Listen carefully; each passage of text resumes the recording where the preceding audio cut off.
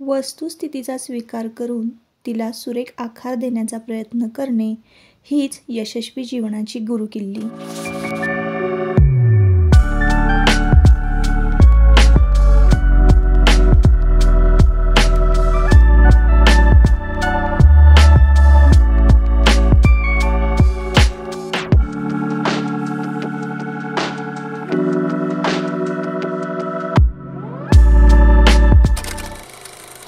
Hello, नमस्कार. मी सुप्रिया. आणखी एका नवीन ब्लॉगमध्ये आपलं मनापासून स्वागत करते. तुम्हाला आजचा दिवस सुखाचा, आनंदी आणि आरोग्यदायी जावो. तुम्ही जी काही स्वप्न पाहिली असतील ती सगळी स्वप्न तुमची पूर्ण होत. त्याचबरोबर शुभ संध्याकाळ सर्वांना. म्हणजे 4च्या आसपासचं हे टायमिंग होतं. कसं दिसतंय भारी ग बाई, कसलं भारी दिसतंय. तर गणपती बाप्पांचं आगमन होण्यासाठी काही तासच फक्त शिल्लक राहिलेले आहे आणि हे फ्लिपकार्टवरून मी पार्सल मागवलेलं होतं. म्हणजे टी-शर्ट होते.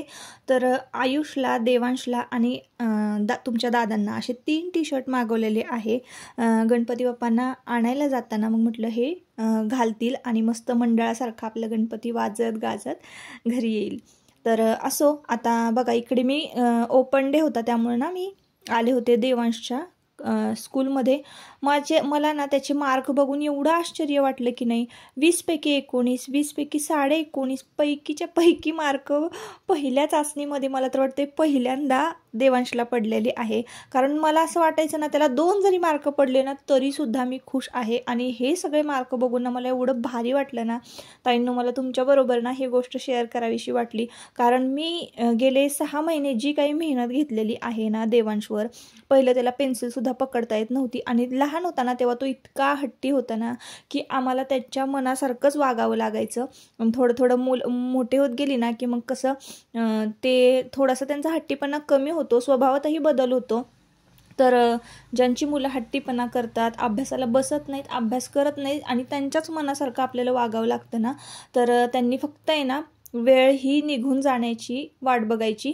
मुलं थोडी मोठी झाली ना की सगळे व्यवस्थित होतं. उगाच कोणाच्या तरी सांगण्यावरून आणि प्रेशर घेत बसायचं नाही, डोक्याला त्रास करत बसायचं नाही.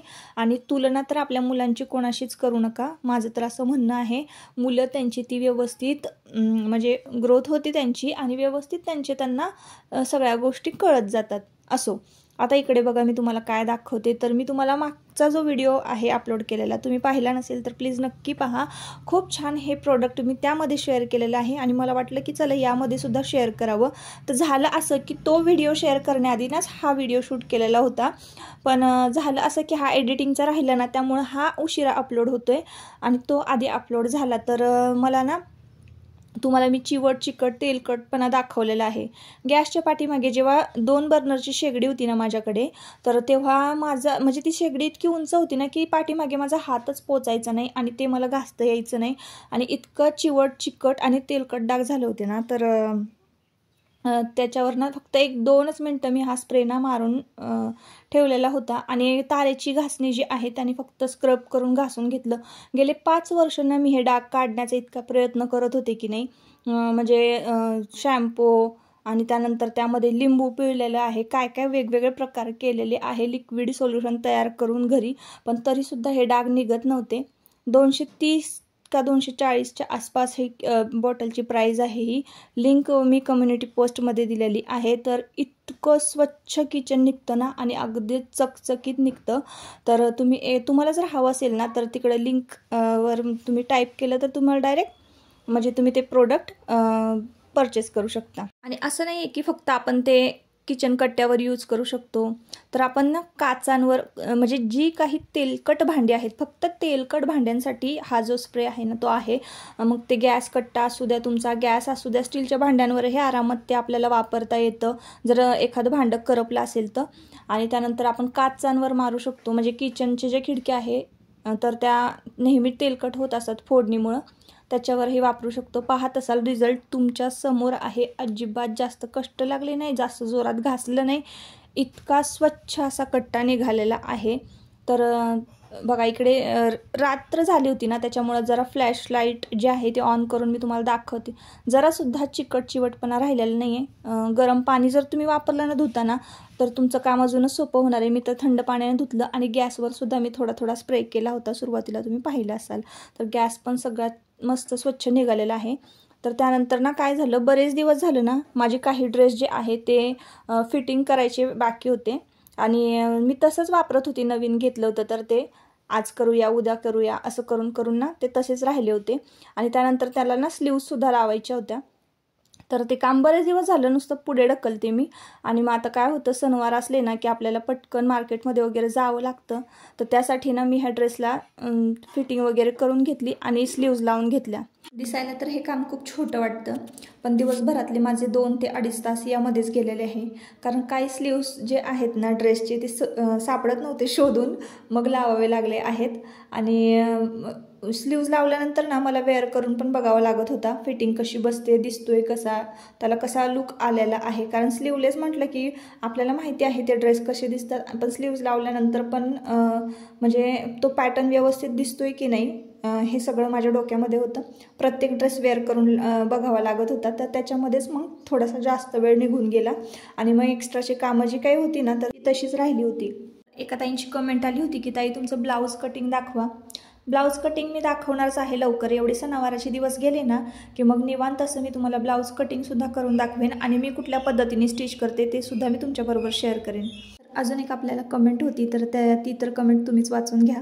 म्हणजे एक ताई आहेत तर त्यांचं असं म्हणणं होतं की घरातली मी सगळी कामं नीट करण्याचा प्रयत्न करते, पण कधीतरी चूक होतेच ना माणसाकडून. तर सासूबाई मला असं म्हणतात की कामवाली बाई पण तुझ्यापेक्षा चांगले काम करते.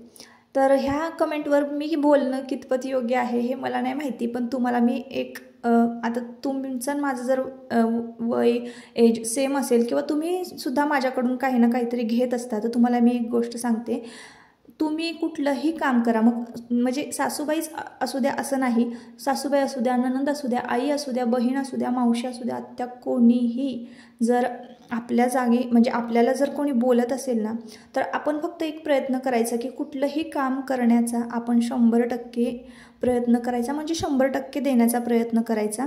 आणि मग त्यानंतर कोण आपल्याला काय बोलत आहे याच्याकडे अजिबात लक्ष द्यायचं नाही. ही खूपच क्षुल्लक गोष्ट आहे की असं बोलणं तसं बोलणं. जगामध्ये खूप साऱ्या गोष्टी घडत असतात, फक्त ह्या छोट्या छोट्या गोष्टींकडे जास्त लक्ष द्यायचं नाही. एवढाच विचार करायचा की आपल्याला आपली मुलं भरपूर शिकवायची आहेत, त्यांना काहीतरी करायचं आहे आणि एवढाच फक्त विचार करायचा. बाकी ह्या छोट्या छोट्या गोष्टी ज्या आहेत, भांड्याला भांडं, संसार म्हणला की लागणारच. आणि आपण म्हणतो ना घरोघरी मातीच्या चुली, पळसाला पानं तीनच, ह्या सगळ्या म्हणी आहेत. तर ह्या म्हणी काय म्हणजे अशाच नाही आहेत ताईंनो, जुन्या म्हणी आहेत. आणि जुन्या बायकांचं तर तुम्हाला माहिती आहे आयुष्य कसं होतं. तर मला तरी असं वाटतं की त्यांच्यापेक्षा आपलं आयुष्य खूप चांगलं आहे. आता सध्या सोशल मीडिया आहे, भरपूर कायदे जे आहेत ते बायकांच्या बाजूने झालेले आहेत, तरीसुद्धा बायकांवर अत्याचार होतात. हा एक वेगळा भाग झाला. पण आपण कसं वागायचं आणि आपण आपलं कसं आयुष्य जगायचं, कुणाच्या गोष्टी आपल्या मनाला लावून घ्यायच्या आणि कुणाच्या गोष्टींचा इफेक्ट आपल्या मनावर होऊ द्यायचा नाही, हे आपलं आपणच ठरवायचं. चला तर मग आजचा ब्लॉग छोटासा होता, तुम्हाला कसा वाटला आणि मी जे काही सांगितलेलं आहे ते तुम्हाला कितपत पटलं मला नक्की कमेंट करून सांगा. आणि तुम्हाला जर हा ब्लॉग आवडला असेल तर नक्की आपल्या चॅनलला सबस्क्राईब करा आणि व्हिडिओला एक लाईक करा. परत पुन्हा भेटूया नवीन एका ब्लॉगमध्ये. Bye bye.